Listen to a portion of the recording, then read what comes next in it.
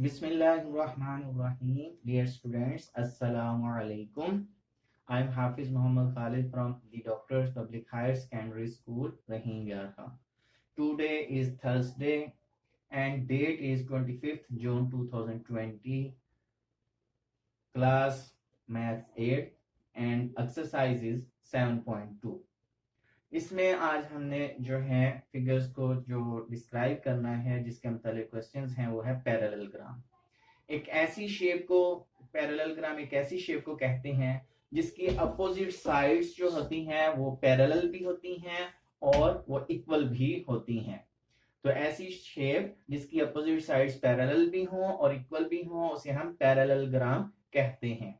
तो पैरेललोग्राम में अपोजिट जो एंगल्स होते हैं, याद रखिएगा, वो भी हमेशा इक्वल होते हैं। इसमें 4 एंगल्स होते हैं, ठीक है, और 4 एंगल्स का सम जो होता है 360 होता है।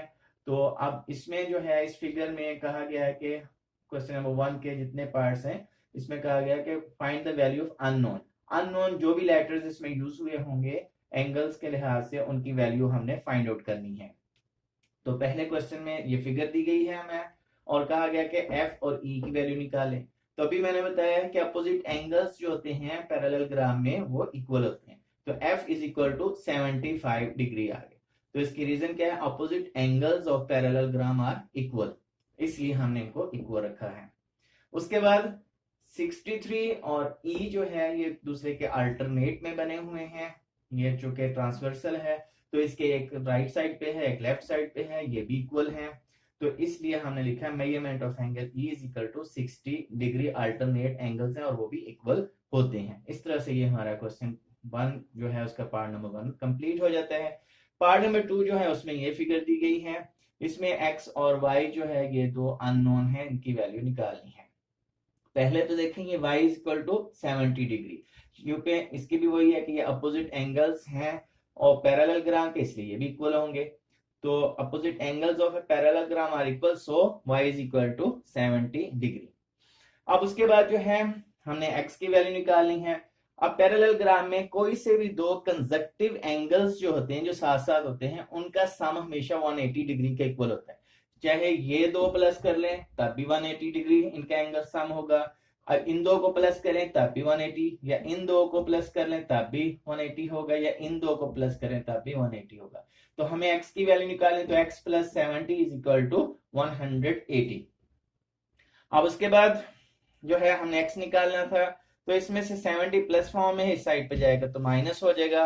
तो 180 में से 70 को माइनस करेंगे तो x की वैल्यू आ गई 110 डिग्री। अब इसी तरह पार्ट नंबर 5 हम देख लेते हैं। इसमें भी ये फिगर दी गई है, इसमें भी हमें अननोन ये x है, इसकी वैल्यू निकालनी है। तो इसमें भी ये चूंकि पैरेललोग्राम है और ये दो इसके इंटीरियर एंगल्स हैं जो कंसेक्टिव एंगल्स हैं, मैंने बताया साथ साथ वाले हैं। एक साइड के दोनों एंगल्स को प्लस करने पर वो 180 डिग्री बनते हैं। तो 3x plus 120 is equal to 180 degree. अब इसमें से x की वैल्यू निकालनी है तो 120 जो प्लस फॉर्म है उस साइड पर जाएगा तो नेगेटिव हो जाएगा। तो अब 100 में से 120 को माइनस किया तो 60 डिग्री आंसर आ गया। अब इसमें से 3 को जब हम डिवाइड करेंगे 3 से तो x की वैल्यू आ जाएगी, 60 को 3 पे डिवाइड किया तो 20, तो x की वैल्यू है 20। और अगर एंगल देखें तो इसमें क्या बनता है, तो 3 मल्टीप्लाई x करेंगे तो x की वैल्यू 20 थी, 3 20 60, तो यहाँ पे बनने वाला एंगल जो है वो 60 डिग्री है। तो वैसे भी देख लें 60 प्लस 120 करते तो 180 ही बनता है। तो इस तरह से ये 3 पार्ट्स हमने कर दिए, 2 पार्ट्स आपने खुद अब कर लेने हैं, इस तरह के ही हैं।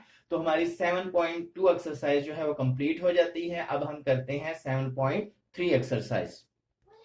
ये एक्सरसाइज 7.3 जो है इसमें भी पैरेललोग्राम ही है और इसमें भी अननोन जो लेटर्स हैं इनकी वैल्यू फाइंड आउट करनी है।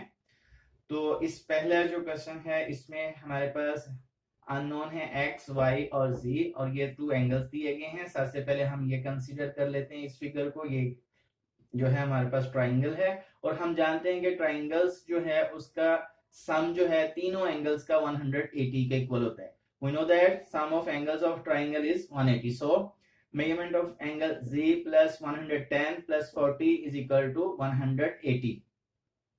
110 प्लस 40 को प्लस किया तो 150 बन गया। अब इसमें से हमने मेजरमेंट ऑफ एंगल जी निकालना है। 150 प्लस फॉर्म में जब उस साइड पे लेके जाएंगे तो ये नेगेटिव हो जाएगा। तो 180 में से 150 को माइनस करेंगे तो आंसर आ जाएगा 30। तो measurement of angle G is equal to 30, यानी एंगल जी जो है यहाँ पे 30 का बन रहा है। तो अब ये देखिए कि z और x दोनों अपोजिट साइड पे हैं, अल्टरनेट बन जाते हैं एंगल्स जो हैं। तो इस तरह जो वैल्यू z की है वही x की होगी। तो measurement of angle x is equal to measurement of angle z, alternate angles हैं तो इसलिए जो x की वैल्यू वही जो है z की वैल्यू तो सेम है, इसलिए x की वैल्यू आ गई 30। और अब जो है y इज इक्वल टू 110, ये opposite angles of parallelogram equal होते हैं, इसलिए y इज इक्वल टू 110 बन जाएगा अपोजिट एंगल्स ऑफ पैरेललोग्राम। तो अब इसी तरह सेकंड फिगर बिल्कुल सेम एज है हमारे पास, इसमें भी y, z और x तीनों की वैल्यू फाइंड आउट करनी है। तो पहले हमारे पास देखें x इज इक्वल टू जो है यहाँ पे 70 आ जाएगा, तो x जो है वो अपोजिट एंगल है 70 का, तो इसलिए अपोजिट एंगल्स पैरेललोग्राम में इक्वल होते हैं, तो x की वैल्यू आ गई 70। अब उसी तरह जो है 65 और y ये दोनों अपोजिट साइड्स पे हैं इस हमारे पास ट्रांसवर्सल में, तो ये भी अल्टरनेट बनते हैं, तो y जो है 65 एंगल के बराबर आ जाता है, तो y की वैल्यू है 65। अब रह गया हमारे पास z जो है ये फाइंड आउट करना है। तो ये वाली फिगर अगर हम कंसीडर करें तो ये हमारे पास x measurement of angle x, measurement of angle z और प्लस 65 इज इक्वल टू 180 बन जाएगा, क्योंकि ये ट्राइंगल है और इन तीनों एंगल्स का सम 180 होगा। तो ये हमने लिखा measurement of angle z plus measurement of angle x plus measurement of angle जो है हमारे पास 65 इज इक्वल टू 180। तो x की वैल्यू 70 है, वो यहाँ पे पुट कर दी, दोनों को प्लस किया 135 आ जाएगा। अब इसमें से जो है 135 यहाँ प्लस फॉर्म में उस साइड पे लेके जाएंगे तो नेगेटिव हो जाएगा, तो 180 में से 135 को माइनस करते हैं तो मेजरमेंट ऑफ एंगल z जो है उसकी वैल्यू आ जाती है 45, यानी कि यहाँ पे एंगल जो है 45 का है।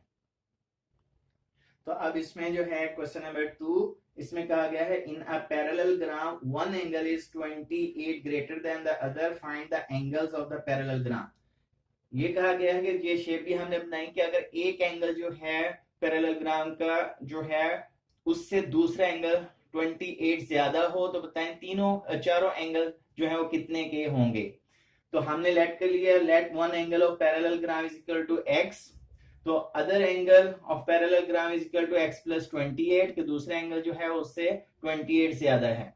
और हम जानते हैं कि अपोजिट एंगल्स इक्वल होते हैं, अगर ये x है तो इस साइड वाला भी x होगा, अगर ये x प्लस 28 है तो इस साइड वाला भी x प्लस 28 होगा।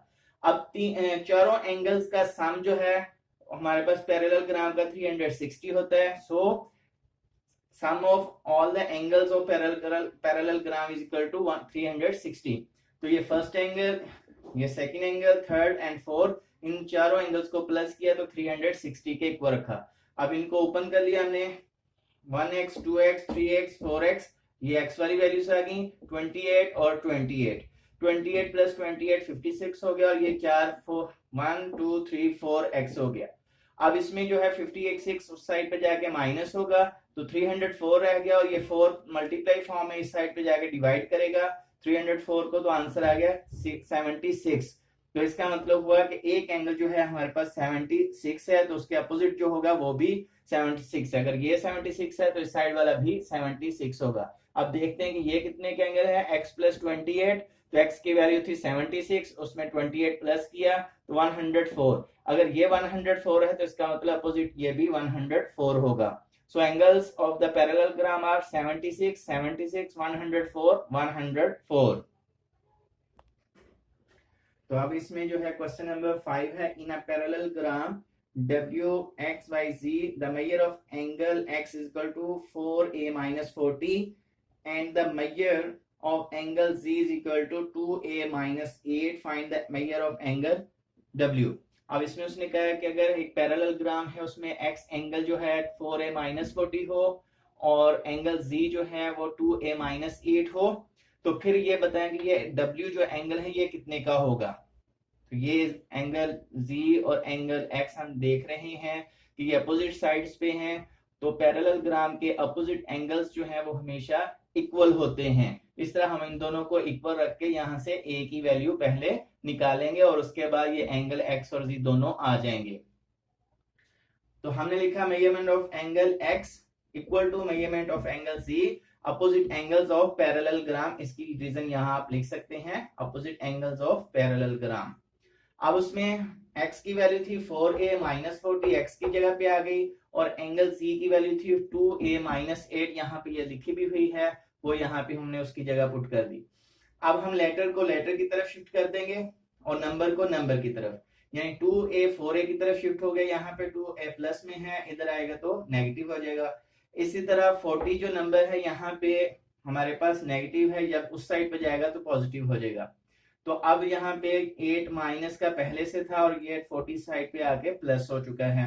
अब डिफरेंट साइन है तो हम माइनस किया करते हैं, बड़ी अमाउंट में से छोटी अमाउंट को माइनस करते हैं, बड़ी अमाउंट का साइन देते हैं। तो 40 में से 8 को माइनस किया तो 32, तो पॉजिटिव साइन जो है प्लस का लिखना जरूरी नहीं होता। इसी तरह यहाँ पे भी डिफरेंट साइन है, 4a प्लस का है और 2a माइनस का, डिफरेंट साइन माइनस करेंगे।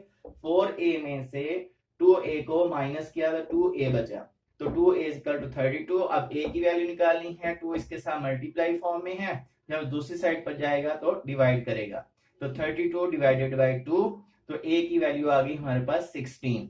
अब जो है हम यहीं पे x की वैल्यू में a जो है वो पुट करेंगे तो हमारे पास एंगल x आ जाएगा। तो measurement of angle x equal to 4 into a की वैल्यू 16 वो पुट की, माइनस 40, 16 4 ज़ा 64 माइनस 40, 64 में से 40 माइनस किया तो 24, तो एंगल A जो है ये वाला 24 है। तो लाजमी बात है कि Z भी 24 ही आएगा क्योंकि अपोजिट एंगल है वो इक्वल होते हैं। तो अब angle measurement of angle Z निकाला हमने, 2 इंटू 16 यानी 2a माइनस 8 था तो a की वैल्यू पुट की यहाँ पे 16 टू द 32, तो 32 में से 8 को माइनस किया तो 24, तो देख लें एंगल Z जो है वो भी 24 आ गया है। तो एंगल X भी 24 है और एंगल Z जो है 24। अब हमने चाहे तो हम angle X plus angle W रख लें इक्वल टू 180, चाहे हमारी मर्जी है angle Z plus angle W रख लें इक्वल टू 180, क्योंकि दोनों ही कंसेक्टिव एंगल्स बन रहे हैं, ये या ये दोनों प्लस कर लें, आपकी मर्जी 180 के इक्वल रख लें, या ये एंगल और ये एंगल प्लस करके 180 के इक्वल रख लें, दोनों ही कंसेक्टिव बन रहे हैं। तो हमने Z और W को इक्वल टू 180 के रखा। Measurement of angle W plus measurement of angle Z equal to 180। तो अब जो है हमने W फाइंड आउट करना था, Z की वैल्यू 24 थी वो यहाँ पे पुट कर दी, तो अब ये प्लस फॉर्म में है, दूसरी साइड पे जाएगा तो माइनस हो जाएगा। तो measurement of angle W is equal to 180 minus 24, तो जब इसमें से हमने माइनस किया तो 156, तो मेजरमेंट ऑफ एंगल W जो हमें रिक्वायर्ड था, जो हमने फाइंड आउट करना था, उसकी वैल्यू आ गई है 156, तो इस एंगल की वैल्यू है 156। तो बेटे ये इस तरह से हमारा जो है 7.3 एक्सरसाइज एंड हो चुकी है, और इसी के साथ हमारा यूनिट भी जो है वो ये 7 एंड हो गया, क्योंकि इसमें 3 एक्सरसाइजेस थी। तो आपने अब जो है इसका होमवर्क करना है, एक्सरसाइज 7.2 और 7.3 का जो है आपने इसको होमवर्क के तौर पे कर लेना है। ओके, अल्लाह हाफिज।